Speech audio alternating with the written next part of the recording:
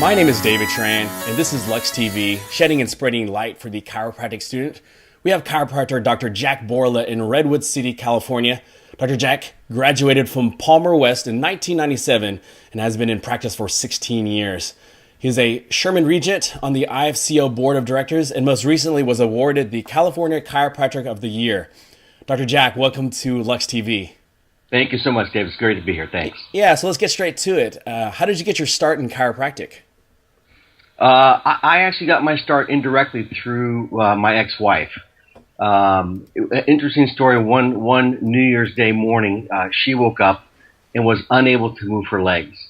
And, of course, we freaked out. She was a very vital woman, and so we had no idea what to do. So I did like what most people do. I put her in the car and took her to the emergency room.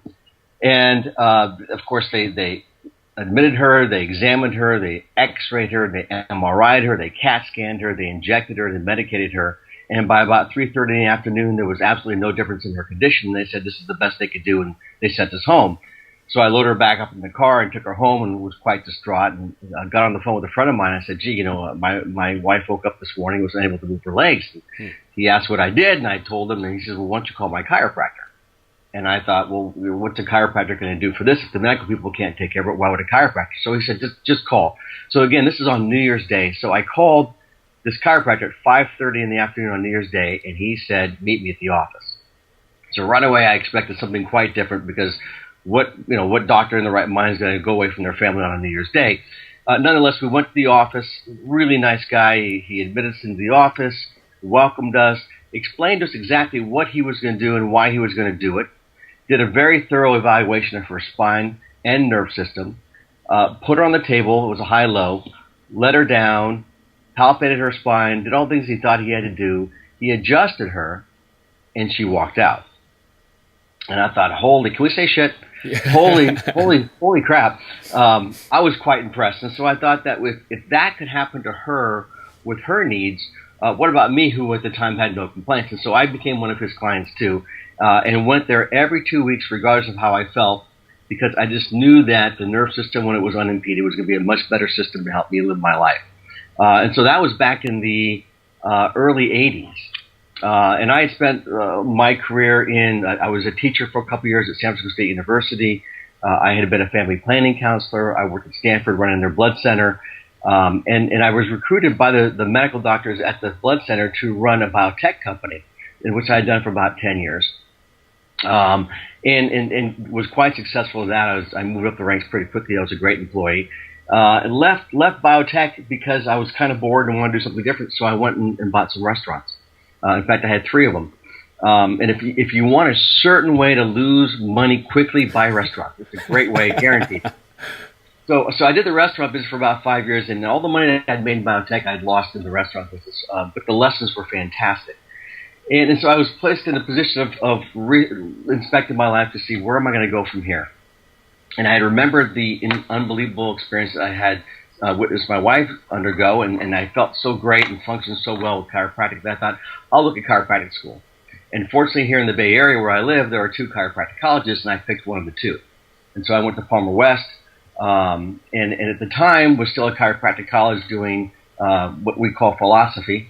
And so I was exposed to chiropractic. I appreciated the fact that I was in a school named after the founder of chiropractic, and I loved my education, but understood that I had to do things differently to be successful in chiropractic. And so that's how I got my role, is indirectly through my ex-wife. Oh, that's great.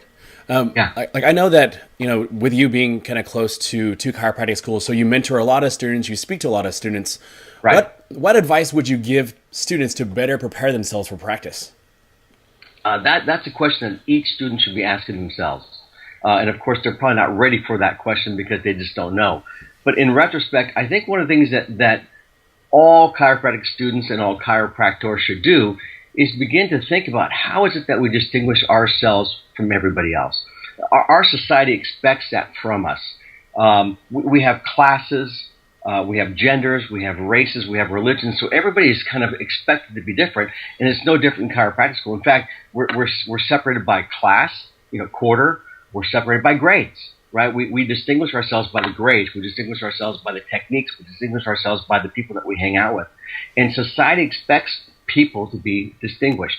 and different. And so I think that early on in a chiropractor's career, they need to think about what is it that they're going to do, think, or say.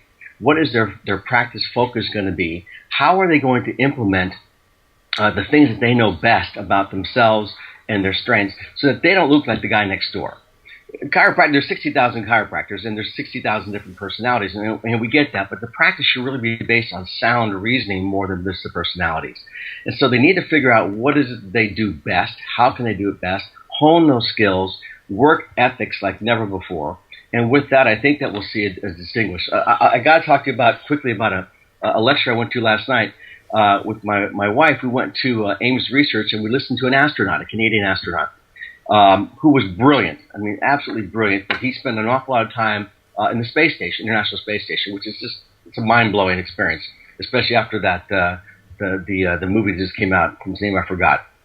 But anyway, one of the things that he did is he's got this unbelievable heart for humanity, and so he distinguished himself from every other astronaut that's ever going to be in space, whether it's Neil Armstrong or anybody else, not because he walked on the moon, but because he tweeted.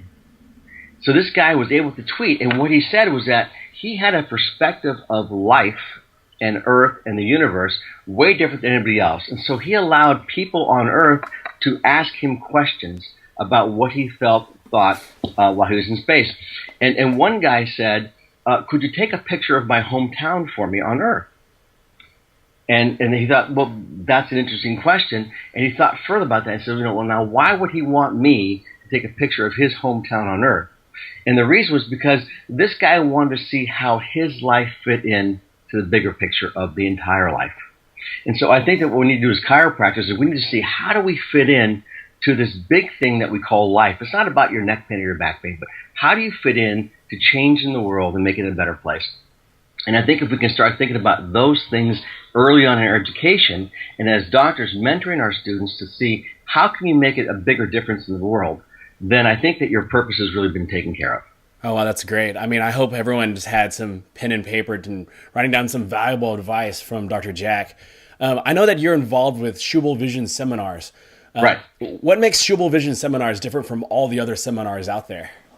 I think primarily because the three founders, who are Liam Schubel, Judd O'Grady, and myself, we're probably the most handsome people in chiropractic. I think that has a lot to do with it. One of the things that we decided is that we're not practice management, because that's not what we do. What we do is we feel that one of the biggest links missing in success of chiropractors is their ability to communicate what it is they do.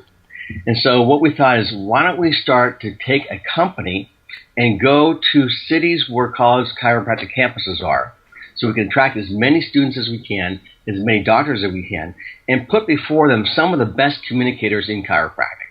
And so that's our role. Our role is to be able to put forth several examples, 10 to 12 different doctors, who communicate differently yet very effectively, so that the students can pick and choose what it is that they like about the speakers, begin to form their own styles and their own communications, ways to communicate, so that when they leave campus, or even while they're on campus, but as they transition from student to doctor, they can really become better communicators. The other thing that we decided is, because we're going to be with each college campus, that we would like to feature 5 distinguished speakers from each campus. And so we're the first company to do that. Other people have started doing that now, but we were the first ones to actually go to the campuses, identify 5 of the top student leaders, screen them, and then have them present about a 10-minute talk before the audiences and with the other professors on the stage.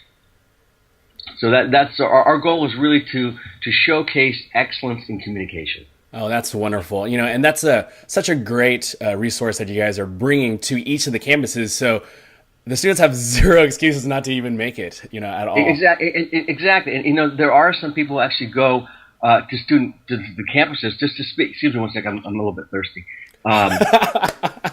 So there are people who actually go to college campuses to speak and impart onto the students. Excuse me, one more time. There are people who actually go to college campuses and give of their time, because they care so much for the future of humanity and the future of chiropractic. And I think the students who don't take advantage of those people who come are making a big mistake. And there are many people. There's Keith Wassling who does that. There's Mark Schubel. Mark Swerdlick, Liam Schubel, Scott Garber, Andy Roberts, Sean Dill. I go to college campuses. There's a lot of people who go to campuses because they realize that we've got to start early on getting these students speaking properly. Exactly. So thank you so much, Dr. Jack, for sharing your wisdom with us today. If you want to connect with Dr. Jack directly, check out the links below. Every week, I will be uploading a new video with another giant in the chiropractic profession. If you like this video, please share it with your classmates. Give this video a lot. Give this video a thumbs up and subscribe to this YouTube channel. My name is David Tran, and this was LuxTV, shedding and spreading light for the chiropractic student. Thank you.